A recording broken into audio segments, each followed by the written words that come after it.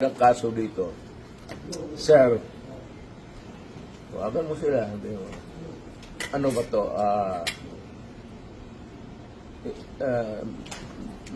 May bariyan kasi. Pero kung sasama ako sa iyo, huwag kang magtingin dyan. Sasama ako sa iyo. Yes, sir. Thank you, sir. Total, Maraming salamat, sir. nandito naman tayo sa government facility. Yes. So, escape is not a problem. Impossible dream. Thank you, sir. Okay naman, apurado. Ang akin lang, I might not have the chance anymore to lecture on you na the serious implications nito. We have withdrawn and then you'd allow it to be brought to a body of which we are no longer a member. Isa yan. Kaya sabihin mo din sa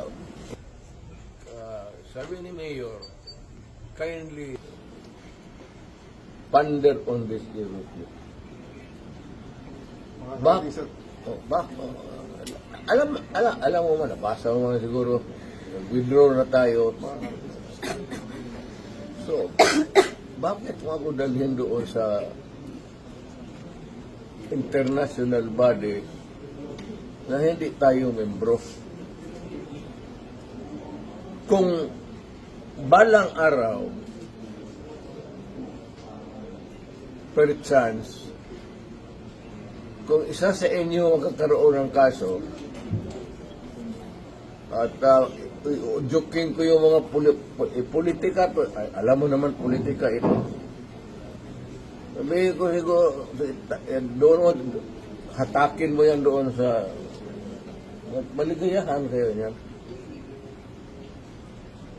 I'm reminding you, not because I want to, I'm not berating you actually.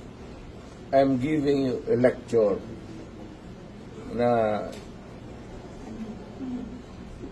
ponder on it seriously because magkakaroon ito ng implication.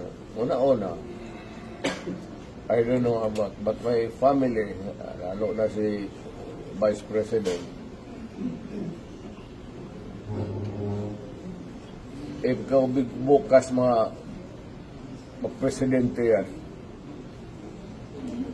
waswasa yung lahat dito. Or, on a longer term, kung tatakbo yan, mananalo yan. Dahil nga sa ginawa ninyo tuloy yung ano.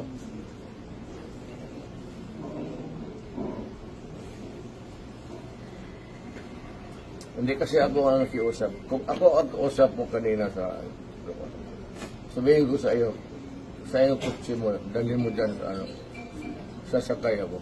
Yes, sir. Thank you, sir. And then, sir, may bus tayo, sir, sa labas. Kasama, sir, ang family mo, sir. Hindi ko na, wala na. Iiwan ko na. You can have a choice of 3 other companions, sir, please. Wala. Abogado siguro. Yes, sir. Wala man kayong wala. What's the worst that, kasi ito rin, what's the worst that they can, Hague. malayo masyado yung Hague. Kaya doon ka nga dalahin eh. Hindi nga papayag ang Supreme Court dyan. Kaya nga. May mga abogado. They're actually breaking you to the Hague. Yun ang sinabi ni General Toro. That is kidnapping. That is Kidnapping. kidnapping. We just answer that, Mr. President, on the proper forum. Andito naman mga abogado niyo. Okay na siguro. Kaya nga, but sabihin mo yung ICC is out of the question. Yes. Dito tayo prosecute niyo ako, i-detain mo ako, pakainin mo na ako, patulogin mo ako. You file charges, the worst charges that you can imagine, do it.